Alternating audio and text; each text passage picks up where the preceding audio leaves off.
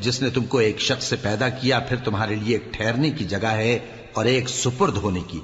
समझने वालों के लिए हमने अपनी आयतें खोल खोल कर बयान कर दी हैं। और वही तो है जो आसमान से मेंह बरसाता है, फिर हम ही जो मेंह बरसाते हैं उससे हर तरह की नबातात उगाते हैं, फिर उसमें से सब्ज पौधे निकालते हैं और उन पौधों से एक दूसरे के साथ जुड़े हुए दाने निकालते हैं, और खजूर के गाभे में से लटकते हुए गुच्छे, और अंगूरों के बाग और जैतून और अनार जो एक दूसरे से मिलते जुलते भी हैं और नहीं भी मिलते। ये चीजें जब फलती हैं तो इनके फलों पर, और जब पकती हैं तो इनके पकने पर नजर करो।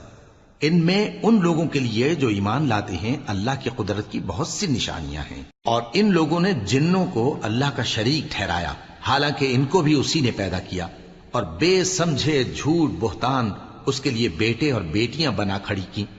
वो उन बातों से जो उसकी निस्बत बयान करते हैं